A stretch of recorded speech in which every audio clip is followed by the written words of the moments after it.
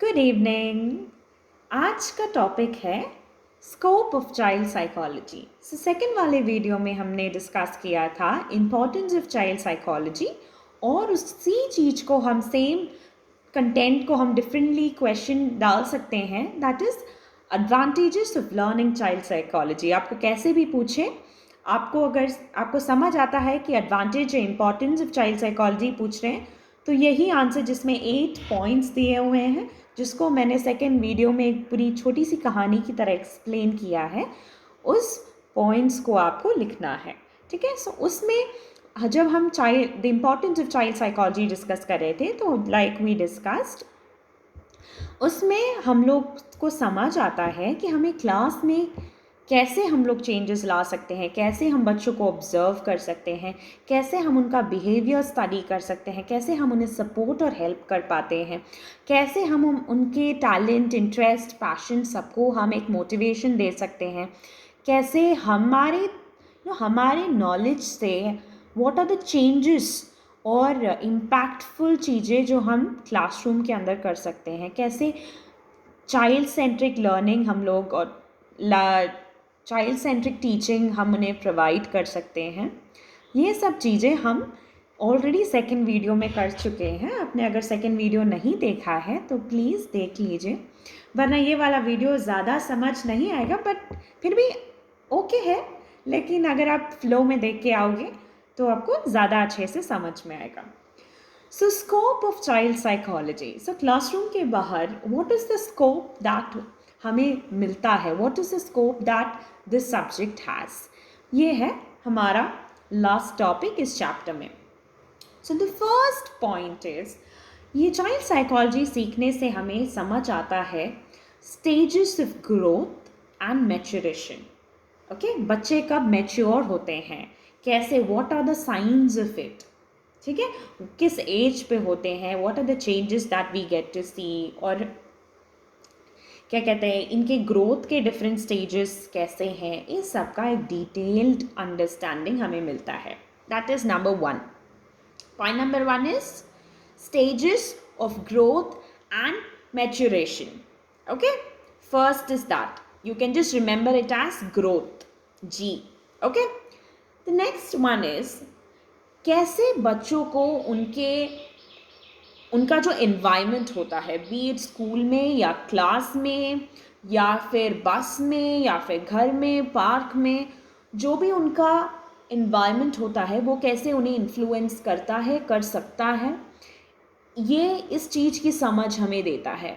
जब घर का इन्फ्लुएंस अलग होता है, स्कूल का इन्फ्लुएंस अलग होता है, जब डिफरेंट एज ग्रुप के बच्चे साथ होते हैं तो उनका छोटों पे इन्फ्लुएंस अलग होता है, बड़ों का छोटों पे अलग होता है। सो जो इन बच्चों का जो एनवायरनमेंट है वो उन्हें बहुत ज़्यादा इन्फ्लुएंस कर सकता है। सो ये क्या क्या इन्फ्लुएंस हो सकता है, कैसे इन्फ्लुएंस होता है, इसका इम्पैक्ट बच्चों में क्या होता है, ये सब हमें, ये सब्जेक्ट जैसे हम लोग जाएंगे आगे हमें समझ आएगा कि हमें हमारी समझ बढ़ती है और हम बच्चों को ज़्यादा हेल्प और सपोर्ट कर पाते हैं, क्योंकि हमें पता रहता है कि ये इस कारण से हो सकता है, या फिर हमें पता है कि हम इस तरीके से इन्हें हेल्प कर सकते हैं, या फिर इनसे बात करो तो इन्हें अच्छा लगेगा, उन्हें हम उनके एक मीडियम बन सकते हैं जिनसे बच्चे शेयर कर सके अपनी चीज़ें। ठीक है, so the second one is environmental influences. Environment कैसे इन्फ्लुएंस करता है बच्चों के लाइफ को, उनके बिहेवियर को, उनके चॉइसेस को। ठीक है, so this is the next one. The next is interaction of the child with the society. बच्चा जैसे ही बाहर निकलता है, बोले वो स्कूल जाता है या फिर खेलने जाता है, दुनिया उसको देख रही है ना। तो अगर बच्चा कुछ करता है, लोग उसे बोलते हैं ऐसा मत करो, वैसा मत करो, तुम्हारी मम्मी को बता दूंगा, पापा को बता दूंगा। ठीक है, तो उससे भी बच्चों को बहुत प्रभाव पड़ता है। अगर कोई इंसान उसे थोड़ा गुस्से से देख ले, भला बच्चे ने कुछ किया ही नहीं होगा, बट वो इंसान अलग ही मोड में होगा और उसने अपना खुद का गुस्सा ऐसे ही बच्चे को देख के उसमें कुछ बोला नहीं होगा, लेकिन उसकी उसकी नज़रें ही काफ़ी हैं। ठीक है। सो ये तो बहुत छोटे एग्जाम्पल्स हैं एक बच्चे का सोसाइटी में इंट्रैक्शन। ठीक है, सोसाइटी में सब लोग आते हैं, क्या कहते हैं, लोग, तौर तरीके, ये करना है वो नहीं करना है, ऐसे कर सकते हैं नहीं कर सकते, तुम कर सकते हो वो नहीं कर सकता। सो सोसाइटी, ट्रेडिशन, कल्चर, उसके हिसाब से बहुत ज़्यादा इन्फ्लुएंस होता है बच्चों पे। क्योंकि जैसे वो लोग बाहर जाते हैं वो देखते हैं अलग अलग रिलीजन के लोग, अलग अलग कल्चर्स के लोग, अलग ट्रेडिशन फॉलो करने वाले लोग, अलग रीजन के लोग। सो हमारे इंडिया में डिफरेंसेस बहुत हैं, राइट। सो ये सारी डिफरेंसेस बच्चा समझता है, देखता है और ऑल्सो समझने की कोशिश करता है। ठीक है, तो इन सब का अच्छा और बुरा प्रभाव पड़ सकता है। वो डिपेंड करता है बच्चा क्या देखता है, कौन उससे कैसे बात करता है, कौन उसे क्या सिखाता है। सो इस सब पे बेस किया जाता है। So the third point is interaction between the child and the society. उसके बाद the next is mental processes of a child. ठीक है, बच्चा क्या क्या सोचता है। सो हमने ऑलरेडी डिस्कस किया है एनवायरनमेंट का इन्फ्लुएंस, सोसाइटी का इन्फ्लुएंस, ठीक है, और उसका ग्रोथ। सो उसके अंदर बहुत सारी चेंजेस आ रही है ना। उसको जो कहा उससे जो लोग बात कर रहे हैं उसमें भी नई नई चीज़ें हैं। वो बाहर जाता है, बहुत सारी अलग चीज़ें देखता है, वो मूवीज़ देखता है, उसके फ्रेंड्स सोशल मीडिया पे है, वो भी हो सकता है। ठीक है।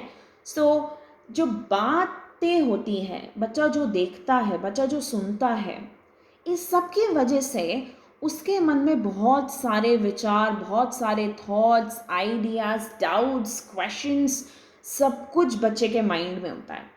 ठीक है। सो एंजाइटी होती है बच्चों को, चीज़ें एग्ज़ाम के टाइम पे या फिर बहुत सारी चीज़ें साथ में करना पड़े तो उन्हें एंजाइटी होता है, उन्हें टेंशन होता है, उनको पीयर प्रेशर होता है। तो बहुत सारी चीज़ें इन्फ्लुएंस करती हैं, इम्पैक्ट करती हैं। सो इन सब चीज़ों का इन पे असर होता है, ये हमें समझना चाहिए और तभी हम लोग उन्हें किसी तरीके से सपोर्ट कर पाएंगे। अगर बच्चा हमारे पास आके बोलता है कि उसको बहुत एग्ज़ाम एंजाइटी हो रही है, ठीक है, तो हम क्या कर पाएंगे? हमें उसके लिए प्रॉब्ली हम उसके लिए पढ़ तो नहीं सकते, लेकिन हम उसके लिए एक छोटा सा doable time table, that is a time table which has enough break, सबके साथ एक छोटा सा टाइम टेबल उसको सजेस्ट कर सकते हैं जो वो यूज़ करके थोड़ा उसका स्ट्रेस कम हो सकता है। ठीक है। So as a teacher, as an individual, as a person who has learned और हैज़ क्या कहते हैं, जिस इंसान ने ये पढ़ाई की है या फिर उस इंसान को समझ है चाइल्ड साइकोलॉजी की, वो इन सब चीज़ों को बहुत ही बेहतरीन तरीके से समझ पाएगा। वो समझ पाएगा कि इस एज का बच्चा ऐसे, इसका व्यवहार ऐसा क्यों है।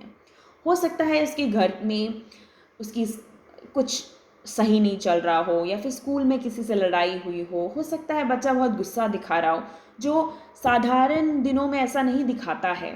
उससे हम बात कर सकते हैं, उससे बात कर सकते हैं, उससे पूछ सकते हैं कि उसका ऐसा व्यवहार होने का कारण क्या है।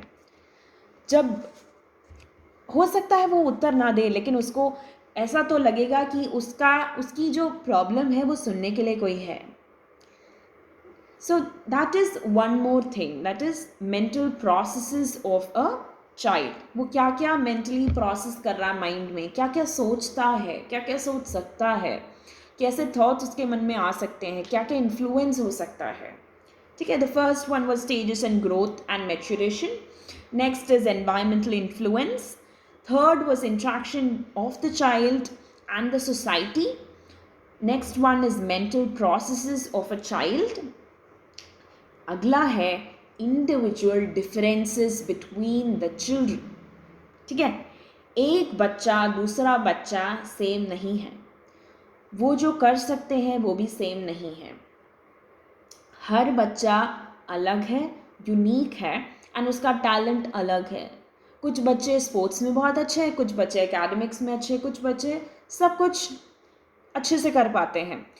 इसीलिए हमें समझना चाहिए कि हमें इट्स वेरी इम्पॉर्टेंट कि हम समझें कि हर बच्चा यूनिक है, क्योंकि अगर हम बच्चे को बोले कि देखो तुम्हारा दोस्त कर सकता है, तुम क्यों नहीं कर सकते, हो सकता है तुम्हारे बच्चे में कोई और टैलेंट है, हो सकता है कि उसको वो एबिलिटी थोड़ी कम है, ठीक है। तो फिर as a student, as a teacher हमें समझना चाहिए कि एज अ टीचर तो हमें दिखाना चाहिए कि हर बच्चा अलग चीज़ में अच्छा है। ऐसा नहीं कि सब बच्चे बहुत सारी चीज़ें नहीं कर सकते, ऐसा कुछ नहीं है, सब बच्चे कर सकते हैं, बट कौन से लेवल तक कर सकते हैं। प्रॉब्ली क्या कहते हैं, एक मीडियोकर लेवल पे कुछ बच्चे कर सकते होंगे और कुछ बच्चे बहुत ही बेहतरीन तरीके से कर सकते होंगे। सो बच्चों को भी समझना होता है कि हर चीज़ अगर हमें करनी है तो सबको मेहनत करनी है।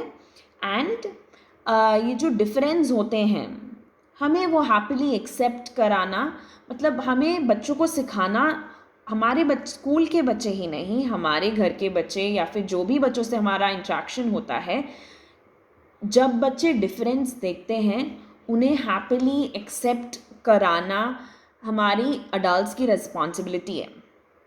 कि मतलब अगर हम किसी को देखते हैं कि वो बहुत अच्छा कर रहा है, तो हमें बच्चों को ये सिखाना है कि हमें उसे अप्रिशिएट करना है एंड उसे कंग्रेचुलेट करना है, क्योंकि वो अगर उस मुकाम पे पहुंचा है, उसने अगर कुछ प्राइज़ जीता है या फिर उसने कुछ एग्ज़ाम पास किया है विच इज़ थोड़ा डिफ़िकल्ट वाला उसने अगर किया है, तो वो बहुत ही ज़्यादा अच्छा है। और एक दूसरे को अप्रिशिएट करना, एक दूसरे को एक्सेप्ट करना, ये हमें एज अडल्ट्स खुद भी प्रैक्टिस करना है और बच्चों को भी सिखाना है। तो अगर हम लोग बच्चों को एग्जाम्पल्स दिखाते हैं कि देखो ये बच्चा इतना अच्छा कर रहा है, सही है, लेकिन अगर हम उसे बोले कि वो कर सकता है तो तुम क्यों नहीं कर सकते, हो सकता है आपका बच्चा, आपके स्टूडेंट्स भी उतनी ही मेहनत कर रहे हों, बट डिफरेंट बच्चों को डिफरेंट तरीके से पढ़ना अच्छा लगता है, वो पढ़ते हैं अलग स्पीड पे हैं, और किसी का कभी कभी उनका लर्निंग पैटर्न अलग होता है, उनको मतलब इंडिविजुअल स्टडी ज़्यादा प्रेफर करने वाले बच्चे होते हैं, और क्या कहते हैं, तो ऐसे बहुत सारे डिफरेंसेस लर्निंग में ही हैं, तो समझने में भी तो और ही है। So the scope of child psychology, basically these are the points जो अभी हमने डिस्कस किया। First one was stages of growth and maturation, second was environmental influences, third is interaction between the child and the society, उसके बाद the mental processes of a child, and the last one is individual differences between children.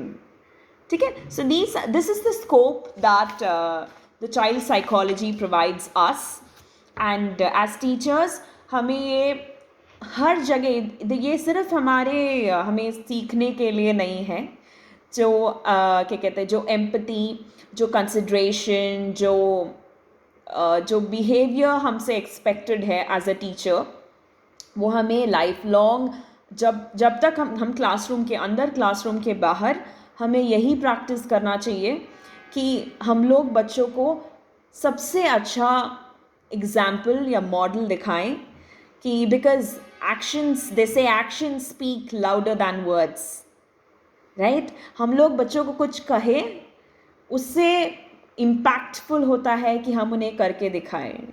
हम उन्हें बोले कि मतलब क्या कहते हैं, हमें हमारा लंच ब्रेक प्लान करना चाहिए, ठीक है, सो हमें भी प्लान करके ख़त्म करके क्लास में वापस आ जाना चाहिए, लाइक वो लोग भी खेल के वापस आते हैं। सो अगर हम लोग एग्जाम्पल दिखाएं बच्चों को ऐसा करना है, या फिर टाइम पे सुबह अटेंडेंस के 5 मिनट्स पहले आप आ जाते हो और बोलो कि तुम लोग भी आओ, हम थोड़ी देर बैठ के बात करेंगे, सो वैसे आपका relationship with the child, with the students will improve over the time, ठीक है। So this is the scope that ये subject हमें provide करता है। So with this we complete the first chapter, जिसमें we have learned the definition of psychology, child psychology, then उसके इसका importance, हम क्यों सीखते हैं, and the scope of this subject. So this is what that whole chapter is about. इसके बाद हम लोग सेकेंड चैप्टर स्टार्ट करेंगे. So by then make sure you watch the first 3 videos. Thank you.